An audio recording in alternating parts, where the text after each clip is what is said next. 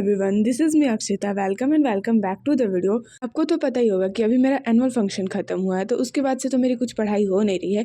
तो फिर आज मैं जा रही हूँ स्कूल कि मुझे पता चले कि स्कूल में क्या पढ़ाई हो रही है। देखो भाई, हमारे स्कूल वाले तो बता नहीं रहे हैं कि हमारा एग्ज़ाम कब से स्टार्ट होगा। तो अभी हमें हमारा खुद भी डेट शीट नहीं पता है कि हमारा एग्ज़ाम कब से स्टार्ट होने वाला है। ऐसा है कि होली के बाद हमारा भी एग्ज़ाम स्टार्ट हो जाएगा।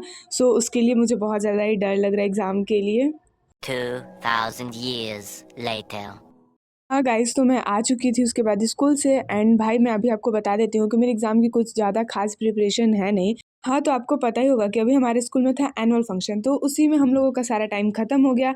हम लोगों ने कुछ भी पढ़ाई नहीं कर पाई, बट हमारी भी फॉल्ट है, हम लोगों ने खुद ही पढ़ाई नहीं की। आई डिसाइडेड कि अब मुझे पढ़ना है, बिकॉज़ जो टाइम चला गया हम उसे तो वापस लेके नहीं आ सकते हैं। जो टाइम है उसी को हम लोग कुछ अच्छा करने का ट्राई करते हैं कि जो टाइम बचा है उसमें ही हम लोग अपने टाइम को थोड़ा बहुत यूटिलाइज़ करके कुछ अच्छी पढ़ाई कर लेते हैं, जिससे हमारे एग्ज़ाम की प्रिपरेशन ज़्यादा अच्छी हो जाए।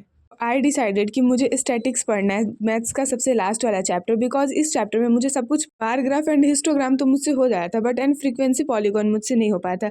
तो मैंने डिसाइड किया कि रहने दो, मैं पूरा ही देख लेती हूँ, बिकॉज़ मुझे चैप्टर पूरा अच्छे तरीके से क्लियर नहीं था। चैप्टर क्लियर हो या ना हो, बट कॉन्फिडेंस कम नहीं होना चाहिए। हाँ भाई, क्लियर है। पेपर में पता चलता है क्लियर है या नहीं है। हाँ, मैं जानती हूँ बहुत लोग बोलेंगे ये वाला चैप्टर तो बहुत ज़्यादा ईज़ी है, बट मेरे लिए नहीं है भाई। ऐसा है कि मुझे मतलब बहुत सारा चैप्टर है जो समझ नहीं आता है, वो ईज़ी हो या फिर भी ईज़ी हो या हार्ड, मुझे वो समझ नहीं आता है। जैसे स्टैटिक्स मुझे समझ में नहीं आया था, तो आई डिसाइडेड कि मुझे पढ़ना है, बिकॉज़ भाई मेरे एग्ज़ाम में वाला चैप्टर आ रहा है। एंड इससे मतलब ऐसा है कि 5 मार्क्स का क्वेश्चन आएगा, उसके लिए तो भाई पढ़ना बहुत ज़्यादा ही ज़रूरी है। एंड मुझे एग्ज़ाम के टाइम सबसे ज़्यादा एक ही सब्जेक्ट से डर लगता है, वो है मैथ्स एंड सेकंड फिजिक्स। सिर्फ इन दोनों में मुझे सबसे ज़्यादा डर लगता है। इसके अलावा और सारे सब्जेक्ट तो ऐसा लगता है कि हो जाएगा हो जाएगा। आप लोग बताना आपका एग्ज़ाम कब से स्टार्ट है, एंड क्या आपका एग्ज़ाम हो गया, और हुआ तो कैसा हुआ। भाई अभी तो मेरे एग्ज़ाम में बहुत ज़्यादा टाइम है, एंड अभी से मुझे थोड़ा थोड़ा डर भी लग रहा है। अभी टाइम है, हम लोग कुछ चेंजेस कर सकते हैं, हम लोग कुछ पढ़ाई करके। बट मेरी प्रिपरेशन इस बार के एग्ज़ाम के लिए बहुत गंदी है भाई, बिल्कुल भी अच्छी नहीं है। फिर भी मतलब मैं भगवान भरोसे हूँ कि कैसा पेपर जाएगा मुझे खुद भी नहीं पता। एंड उसके बाद मैंने इंग्लिश का रिच फॉर दी चैप्टर पढ़ना स्टार्ट किया, उसका पार्ट 1।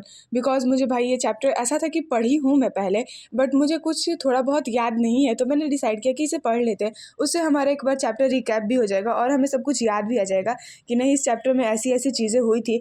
फिर हम लोग इसका क्वेश्चन आंसर खुद से भी कर सकते हैं, जिसे कि मैं रिवीजन के टाइम करने वाली हूँ। और भाई देखो, ऐसा होता है कि मुझे लिख लिख के प्रैक्टिस कर लेने पे ऐसा होता है कि नहीं, अब हो जाएगा एग्ज़ाम के टाइम। मुझे ज़्यादा डर नहीं रहता है कि हाँ अब कर लिया प्रैक्टिस, हाँ मुझे भरोसा हो गया कि नहीं एग्ज़ाम के टाइम ये मुझसे हो जाएगा। सो तो कुछ ऐसा ही रहता है। एंड मैं थोड़ा बहुत एनसीईआरटी का भी सॉल्व कर लूँगी, एंड जो मेरे मैम क्वेश्चन आंसर लिखवाती हैं उसका भी कर लूँगी, बिकॉज मेरी मैम एनसीईआरटी का क्वेश्चन आंसर नहीं लिखवाती है।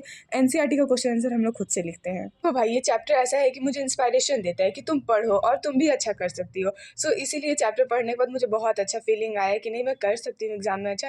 एंड फिर उसके बाद मैं और मेरी सिस्टर चले गए थे थोड़ी देर के लिए बाहर घूमने, बिकॉज हमें थोड़ा बहुत सामान लाना था। तो फिर उसके बाद जो भी सामान हमें लेना था वो सारा सामान हम लोगों ने ले लिया। एंड फिर उसके बाद भाई देखो, मैं बाहर घूम के आ गई, मतलब सब कुछ कर लिया, तो मेरा मूड बहुत ज़्यादा ही अच्छा हो गया था। एंड फिर उसके बाद मैंने थोड़ा सा सोचा कि अब चलो अब फिर से पढ़ाई करने बैठते हैं। तो आई डिसाइडेड कि मुझे मैथ्स पढ़ना है, बिकॉज भाई थोड़ा सा मैंने इस बार सोचा है कि मैथ्स में थोड़ा सा इंप्रूव करके मार्क्स लाना है। तो इंप्रूव करना तो सही बात है, सब कुछ मतलब लोग हायर से स्टार्ट करते हैं, तो मैं एकदम स्टार्ट करती हूँ लोअर से। तो मैंने चैप्टर 6 पढ़ना स्टार्ट किया। देखो मेरी मतलब बुद्धि देख रहे हो कितना मैं दिमाग लगा रही हूँ। तो मैंने चैप्टर 6 से पढ़ना स्टार्ट किया। तो मैंने सबसे पहले डिसाइड किया कि मुझे चैप्टर 6 का जितना भी एनसीईआरटी का क्वेश्चन है वो सब कंप्लीट कर लेना है। तो उसमें भी मुझे मिनिमम 2 आवर्स के करीब टाइम लग गया था। देखो भाई इतना ईजी तो था नहीं, बिकॉज ये मैं चैप्टर बहुत टाइम के बाद पढ़ रही थी, जब मेरे स्कूल में पढ़ाई हुआ था तब।